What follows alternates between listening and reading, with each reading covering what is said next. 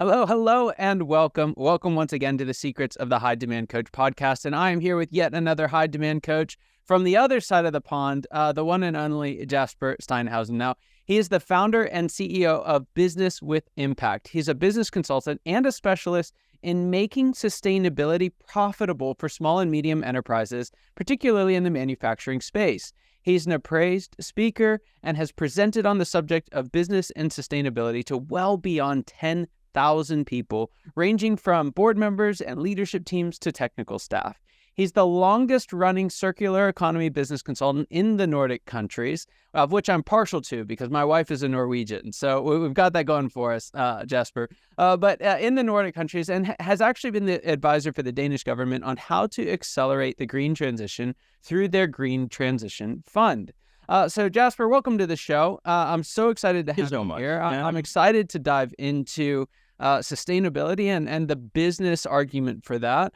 But before we get there, I'd love to hear your story. What were you doing before all of this coaching and consulting, and why did you ultimately lead that? Why did that lead you to make the leap?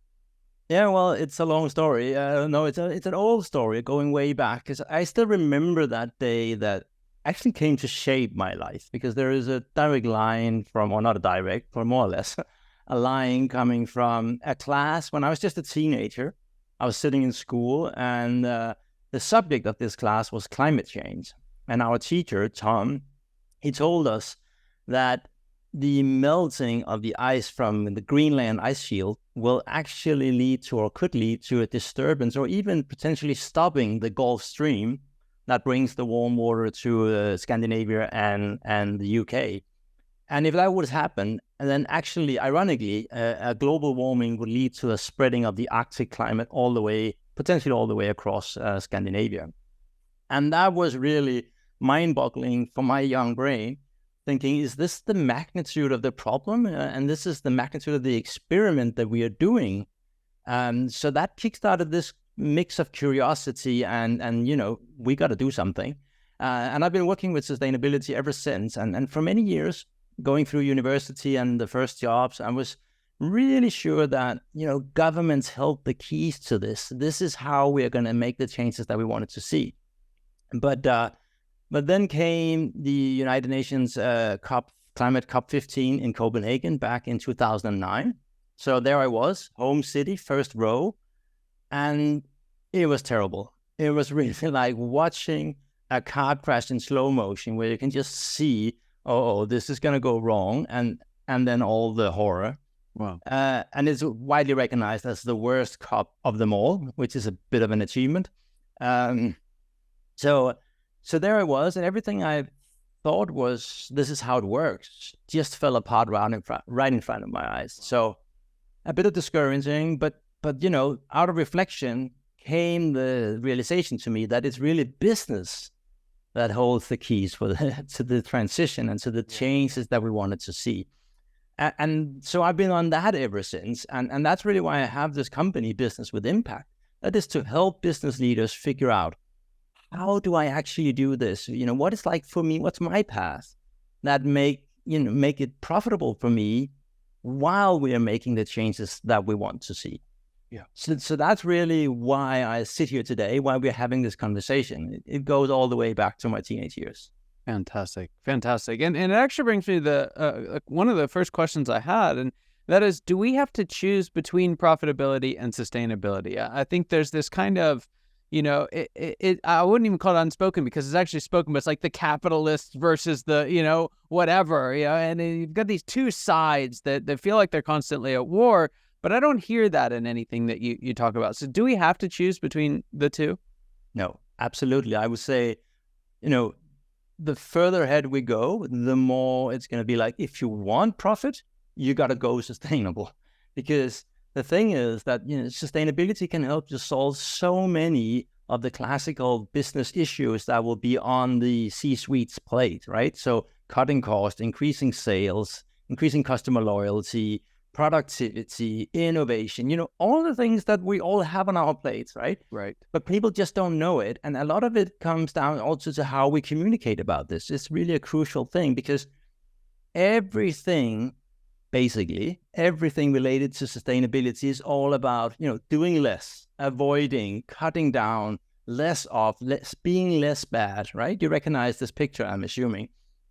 Whereas, if you get up in the morning as a business leader, it's more about creating more, right? More growth, more jobs, more customers, more products, more something, right? Yeah. And if you look at that, it's kind of like, well, we can't be on the same page. I cannot, as a CEO, I cannot take advice from my sustainability guy or for the consultant or whatever, because ultimately they just talking about being less about everything, and I want more of everything. So what we need is just reframing, because so much of this agenda really is about avoiding useless waste of raw materials, of energy, of products that has, very short lived, that could be far more valuable to the client, easier, and so on and so on. So there's so much opportunity. If we just start to reframe this and talk about, we're about creating new and better versions of our products. So this is a massive innovation and business driver agenda. Yeah, that's fantastic.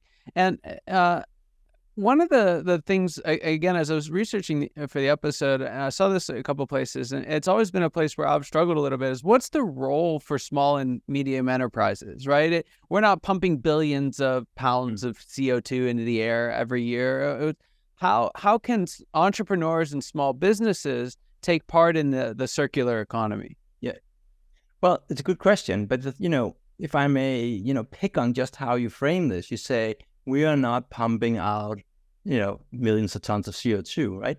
But that's the usual way of talking about this. This is I'm part of a problem. I need to do something. It's this, we have a burden, we have a problem. We need to figure out who has to take what part of that share. Right. Whereas for me, it's about, who would not want to rush in where if you understand that this is a set of tools that can really help you solve some of the most critical business problems you have, while at the same time giving you this amazing feeling that, now I'm actually part of solving some of this. Because, you know what climate change really is in a business setting? If you look at it, it's like the massive disruptive force that just picks up speed with every extreme weather event that occurs. Because we are all just people. People in, an organization is, it's just a number of people together, right? And we all experience this. And, a summer like this we just had, with this just kind of like endless string of weather extremes, most of us has had some sort of experience with it on our own body. And if we came to any news platform at any time, we've been bombarded with it, right? And it makes people react, right? Some get frightened and scared. Some get angry. Some get pissed. Some, someone even want to do something on their own. But a lot of people get to this conclusion, somebody ought to do something. And who do you think those somebody is? Well, they're governments and business for the two biggest players in this. Right. So everybody will expect you to do more and more. And, everybody has a private life, but they also have a work life. And some of them are your next clients, or the procurement, or they're a part of legislation team, or they're the end customer, or your next partner, or your next innovation fund, or your next guy who sit and evaluate whether or not your application for funding should go through, and so on. So, right. So everybody is just, there's this growing pressure around business to understand that you got to get out of being part of the problem and get over to becoming part of the solution. Yeah. And so a lot of times, what we'll see is, you can get, there's carbon credits or buying trees or things like that that feel like they're extra. If it doesn't feel like for, you're just trying to get your head above water as a small business. So what are some practical steps then that we can take where like you've said multiple times here, where we can align the principles of sustainability and solve the problems that are right in front of us? Maybe even a story or two that you've seen it happen. Yeah, sure. I mean, I actually created a model. I call it the impact blueprint. And that's in my book, really like a do-it-yourself version of it. So everything you need is there. But the third step is really mapping out how do we progress from here. And that's where I use the circular economy. And it has 5 disciplines, and I will not go into them right here. It's more like, imagine there are 5 different sets of glasses you take on, and then you view your business and your whole business setup And out of that, you brainstorm all the options you can get, where you can see here is something that we could do differently. You end up with a huge list. But then the trick is, and that's what's missing in most of these tools for mapping out, and actually most of the work on sustainability. And then I say to people, write down your top 5 business problems today. So not sustainability problems, but business problems. Right. And if one of them or 2 of them are sustainability, well, that's okay. But you don't start there. You start at, this is my business problem. I need to cut costs. I need to attract more people. I need to whatever. And also, what are the top 5 of your ideal clients?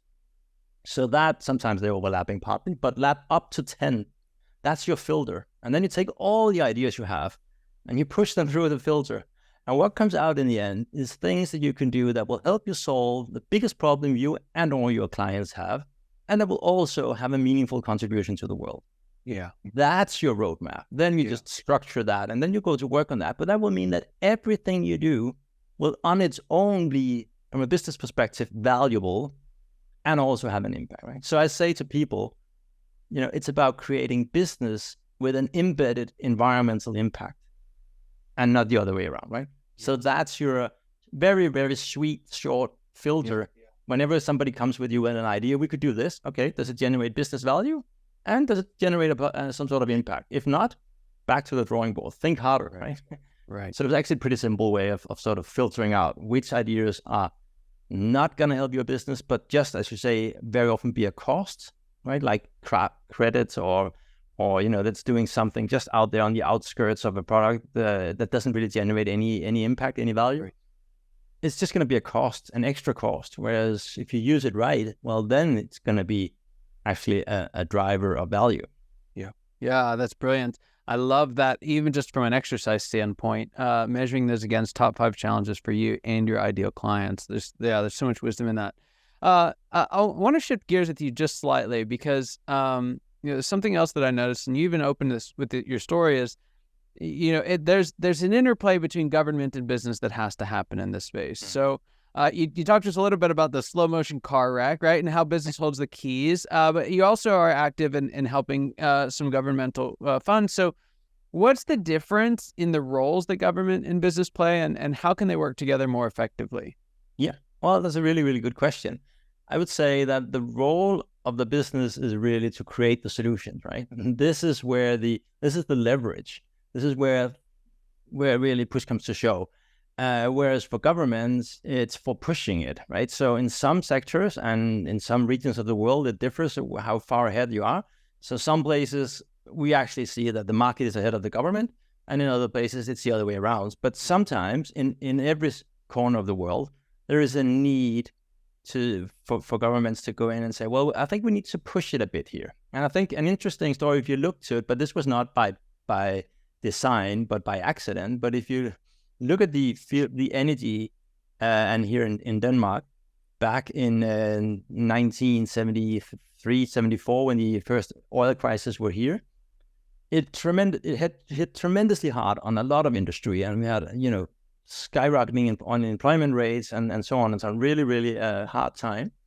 But if you look at some of the biggest companies we have today, well, they are all coming out of that situation, right? They emerged on the back of that. So Vestas with windmills, Ørsted, Grundfos with pumps, Velux with windows, Rockwool with, and so it's just, we just have some of they're dominant players today, but they came out of that, right? So sometimes as a government, you need to sort of bet on creating the kind of solution. You don't need to pick the winner, but you need to pick sort of an area, like in energy efficiency or whatever it could be, or carbon capture storage that's so much up right now or something. You got to pick your winners and then basically help sort of get the stuff moving. But then, of course, you need the business to run it, to run the innovation part. But, realizing that just about all innovation, it's an interplay between government and government funding for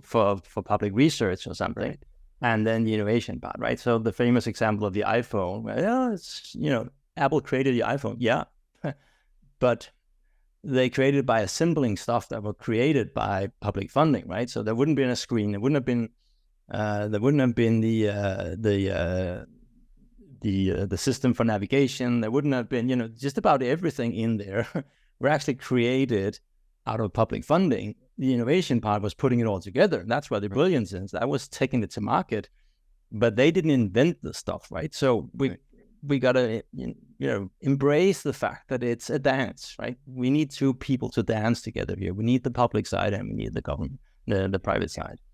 Yeah. Yeah, that's so good. And I love, just the simplicity of, that creating the solution, pushing the solution, helping create an environment for it and allowing others to innovate and thrive. Yeah, that's excellent. So there's a question I like to ask all my guests, and it's this. What's the biggest secret that you just wish wasn't a secret at all? What's that one thing that you wish every entrepreneur, business leader, everyone listening or watching today knew? Well, that would be that sustainability is probably the biggest business opportunity of our time. If people knew that, if they recognized that, if they started to wrestle a bit with it, I'm sure, business leaders are smart people. They will find their way. But there are these handful of common misconceptions that we also talked about, some of them here today, that's sort of blocking it. And it is this fact that, it's either or it's just additional cost, or it's something I do because I feel I have to, or whatever it is. If people just recognized and understood the massive business opportunities there is in this, because it's not just for the tech sector, right? The green tech that everybody talks about. If, again, let's just say you've had this weird weather experience over the summer and you're starting to get a little bit scared, right? I don't know. Do you have kids, by the way? I do, yeah. You do, right? Okay, so here comes an unpleasant part of it. They are going to have poorer conditions to live their lives than you and I have had. I have 3 kids myself. Unless we do things very, very differently, right?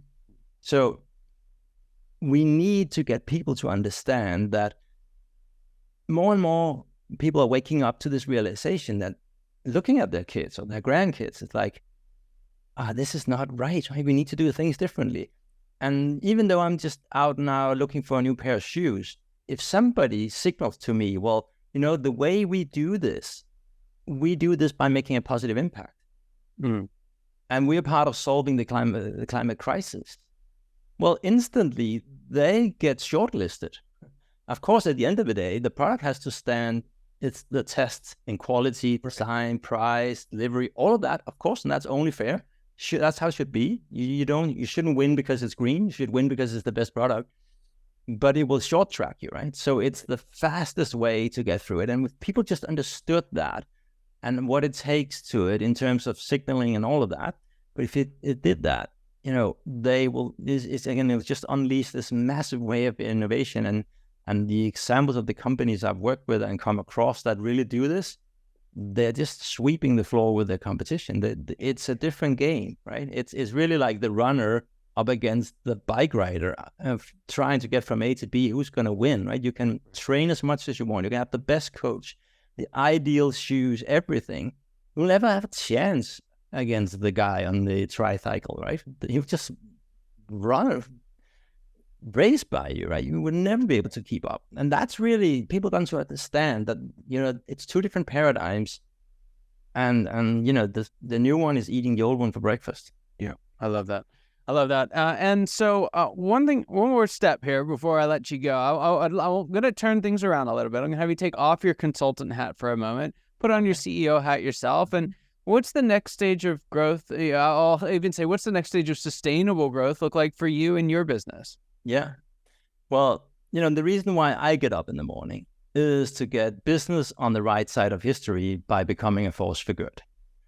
And that's, so for me, it's really about getting this message out. So I'm really, really happy and just really, really happy that, to come on shows like this where you have this massive reach, right? Because what we need is to get this message out to as many people as at all possible. So, being on shows like this, writing all the stuff I do, publishing my book, getting new apps. I might even have a second one. I'm sort of tempting to start on a second one, but also speaking gigs and all of that to just get this message out, partnering with more people. So that's really sort of the game plan. And then, because I also do, of course, help companies on the specific journey, but instead of doing that one-to-one, I've been through a pilot test on a program, and now I'm starting to fill up programs where I can do cohorts of business leaders. So taking them through the 5-step methods, that's also in the book, but it means that basically I'll be able to handle them in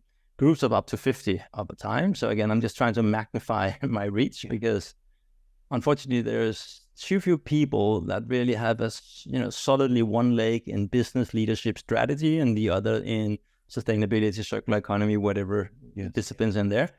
So that's really the critical element, is that people don't bridge this very well. They are either a specialist in business and hardly know anything on sustainability, or the other way around. Yes. Because you never learn it. So you got to sort of go through first one and then the other. And unfortunately, not a lot of people have done that. So my next stage is, it's really my next growth leap here is really about magnifying. That will be the headline for all of this, both in what I do with my clients and in just getting the message out and wide as spread as at all possible.